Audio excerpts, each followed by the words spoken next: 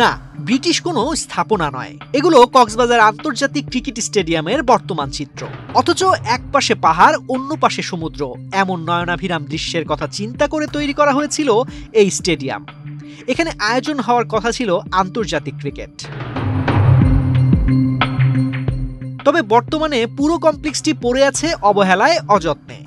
অনুশীলন উইকেটগুলোতেও নেই কোনো প্রাণ। অস্থায়ীভাবে বসানো ছোট্ট একটি ভবনের অবস্থাও করুন।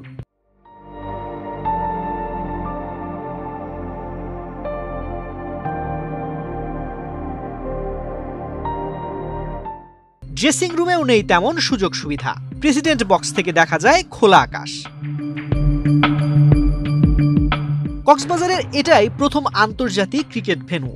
সৈকতের লাবণী পয়েন্টে 51 একর জমিতে প্রায় 20 কোটি টাকা ব্যয়ে নির্মাণ করা হয় স্টেডিয়ামটি। 2014 সালের 23 ফেব্রুয়ারি উদ্বোধনী স্টেডিয়ামটি হতে পারত অপার সৌন্দর্যের নিদর্শন। মূল মাঠের সামনেই সবুজের সমারোহ, ঝাউবন পেরোলেই সমুদ্র, ঢেউয়ের গর্জন। সৈকতের পাশে সৌন্দর্যের অবলীলায় মুগ্ধ করতে পারে যে কাউকে। অথচ এটি এখন শুনশান নীরবতা। রাত নামলেই হয়ে যায় মাদকসেবীদের নিরাপদ স্থান, বিরাজ করে ভয়ঙ্কর পরিবেশ। আসলে আমরা শুনেছিলাম আমাদের কক্সবাজারে এত সুন্দর একটা আন্তর্জাতিক স্টেডিয়াম আমরা পেয়েছি, আমরা মনে করতাম, কিন্তু আসলে দেখা যায় এটা বুথের ঘরের মতো।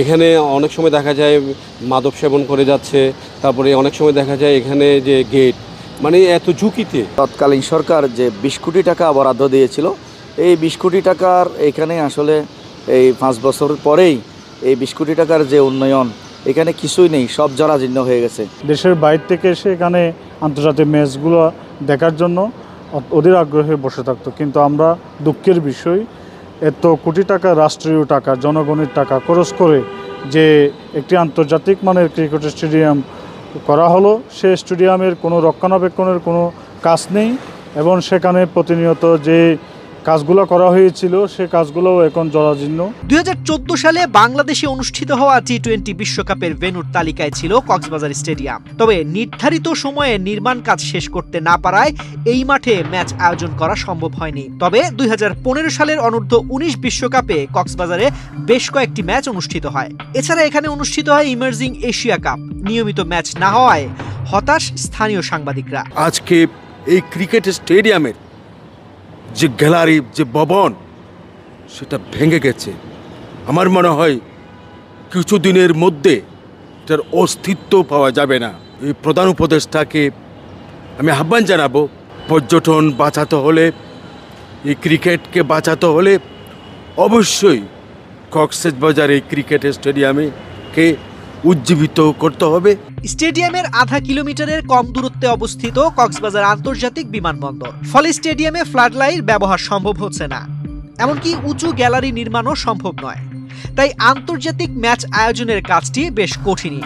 কিছু সীমাবদ্ধতার কথা উল্লেখ করে বিসিবির কর্তাদের অনুমতি ছাড়া কথা বলতে অস্বীকার করেন ভেন্যু ম্যানেজার আহসানুল হক বাহার। ঢাকা থেকে বাতিল সাহেব আছেন আমাদের ভেন্যু ম্যানেজার, ওনারা যদি বলে, ওনারা আমাদেরকে চিঠি দিচ্ছে, চিঠি দিয়ে না করে দিচ্ছে, ওনাদের অনুমতি ছাড়া ওনাদেরকে আপনারা ফোনে যোগাযোগ করবে, তখন ওনারা আমাদেরকে বললে গিয়ে আমরা দিতে পারবো। মিডিয়া সেন্টার, ডরমেটরি, একাডেমি ভবন, সুইমিং পুল নির্মাণে জাতীয় ক্রীড়া পরিষদ এনএসসির কাছে 140 কোটি টাকার অবকাঠামোগত উন্নয়ন পরিকল্পনা দেওয়া হয়েছিল। ক্রীড়া পরিষদের একটি দল স্টেডিয়ামটি পরিদর্শনের কথা রয়েছে বলে জানান জেলা প্রশাসক। ইতিপূর্বেও বিসিবিকে প্রয়োজনীয় ব্যবস্থা গ্রহণের জন্য করা হয়েছিল, যাতে এটা করা যায়। এখানে মনে হয় কিছু লিমিটেশনস আছে সিভিল এভিয়েশনের জন্য। ক্রীড়া পরিষদের পক্ষ থেকে বা যুব ক্রীড়া মন্ত্রণালয়ের একটা ঊর্ধ্বতন টিম এখানে আসার কথা দ্রুত। সেক্ষেত্রে আমরা হয়তো বা স্থানীয় জনগণের যে চাহিদাটা সেটা উপস্থাপন করবো এবং তারা সেই অনুসারে পরবর্তী পদক্ষেপ গ্রহণ করবে। এদিকে কক্সবাজারের রামুতে তৈরি করা হয়েছে আরও একটি স্টেডিয়াম। বর্তমানে সকল ফোকাস সেখানেই। তবে কক্সবাজার আন্তর্জাতিক স্টেডিয়ামে সরকারি অনুমোদন কতটুকু পাবে তা নিয়ে সন্দেহ থেকেই যাচ্ছে।